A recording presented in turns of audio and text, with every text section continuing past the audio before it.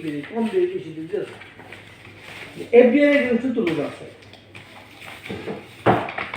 আমার কথা হলো সে ছাড় টাকা পাবে না, লোন নেয়, লোনের এগেন্সে ইন্টারেস্ট বলতে পারে কম আর বেশি। আমরা 12% ইন্টারেস্ট নিই, মানে আমার যে টাকা, আমার টাকা দিব না, তুই আমার শিক্ষাবৃত্তি যা চালা, কিন্তু আমার এক জায়গায় টাকা আমার লাগবে না, সেটা দিব না, মানে কাকে দিব না, এটা কোন মগের মূল্য? আপনি ঢুকবেন না বাইরে বলে কথা নাকি 27 লক্ষ টাকা একজন দিচ্ছে, এবার বিপদ হতেই পারে, মানে কোনো দিব না, লোনও দিব না, ছাড় টাকা পাবো। কয় বছর হয়েছে এটা? 4 বছর হয়ে গেছে। 4 বছর চলতেছে তো 4 বছর হলে তো সারেন্ডার করা যেতে পারে। 3 বছর পরেই তো অনেক কোম্পানি, যে ছোটখাটো কোম্পানি তো আপনার 3 বছর, কোম্পানি দিয়ে দেয়। 3 বছর না, 3 বছর পরে সারেন্ডার করলে আপনার লস হয় না।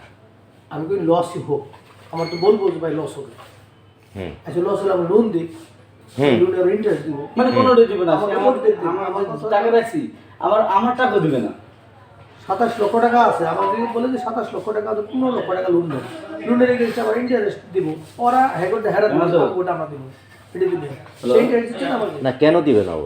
সিস্টেম নেই, এটা উত্তর দেবে কি না না তো এর কাছে আসি আর তো বলতে পারবে না, তো কন্ট্রাক্ট জানবে না। না, ওনারা জানলে কেন? ওনারা আপনাকে কাগজপত্র দেখবে, আইন দেখবে। আপনি হুট করে আসলেই তো, আমি আসলেই তো ওনার কাছে উত্তর পাবো না। আমি সেটাই বলতেছি, উন্নত বলার তো সেক্ষেত্রে তো আপনি একটা লিখিত অভিযোগ দিতে পারেন। পলিটিক্যাল আসলে কিভাবে এখন ওনারা যদি বলে যে ওগুলো সাবজেক্ট পলিটিক্যাল না থাকে তাহলে হবে না। বলতেছি এই কথাটা লিখিতভাবে এখানে অভিযোগ দাও। আপনি অভিযোগ দিবেন তো আগে। অভিযোগ তো যে লোকাইলে তো শুনলই না, কার কাছে অভিযোগ দেব? অভিযোগ দেওয়ার নিয়ম আছে, অভিযোগ দিবেন যেমন কি উনি কি বলছে বুঝছেন, কি যদি গেলে ডিডের মধ্যে লেখা থাকে লোন দেওয়ার অপশন নাই, তাহলে ওনারা কিছু করতে পারবে না। আচ্ছা, এমন তো কোনো লেখতে পারবে না। সেজন্য বলতে ওই জন্য আমি বুঝতে পারছি। আমি তো বাংলা বলবো, আমি ইংলিশটা বাংলা বুঝি না। আমি সফটওয়্যার আমি কি বলছে,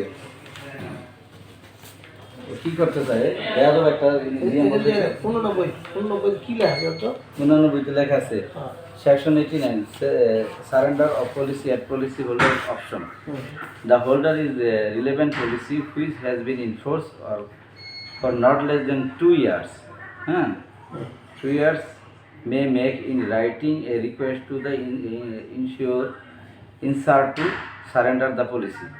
ঠিক আছে, subject to subsection 3 and subsection 4 within 1 month of receiving request under section 1, such as request not having been withdrawn by the policyholder in the meantime, the insurer shall pay to the policyholder an amount equal to the surrender value of the policy minus to amount awarded to the insurer under. এত আছে, surrender তো করতে পারবো, পারবো না কেন? আছে আর withdraw করার নিয়ম আছে। হ্যাঁ, আমি কি করলে একবার the policy subsection receiving 3, 4 and 5 আর রিস্ক ক্যাপিটাল ইন্স্যুরেন্স অ্যাক্ট 2010 এর যে অ্যাক্ট আছে, ওই যে বাংলা করে আমরা ই করে দেব, ওই এটা রিকোয়েস্ট আন্ডার সেকশন আরে বলেন জিএমরে বলেন যে ও কত বড় মাস্তান আছে বাংলাদেশ, কোন জায়গাতে মাস্তান, খালি আমি অনেক ডিবি বসে যাম, চলেন নুলামিন্ডে যখন যাইতেছে ওই আমার বলে কি দেখবো, সব মাস্তান নিয়ে বসায় রাখছে না। ঠিকাটা বুঝছি যেমন নাম কি আর দামটা তো কি নাম ওঠে, তো নাম উঠবো ও কিছু করা হবে না, ওই ব্যক্তি যারা আপনার চাকরি নিয়ে না সোনালী লাইব্রেরির অবস্থা খারাপ, এই পয়সা আছে অ্যাডমিশন করেছে ইটা নিয়ে, এখন তো জিএম নাই এমনি নাই তো। এই আপনি আজকে করবো না কমপ্লেন, আজকাল কেমনি লিখে লিখতে হতো, এটা বলেছে বাংলাটা ভালো করে বুঝে এটা কি আছে না আছে জানে না থাকলে ওই এক সেকশন উল্লেখ করতে হবে, যে পলিসিতে সেকশন এত এটা উল্লেখ আছে।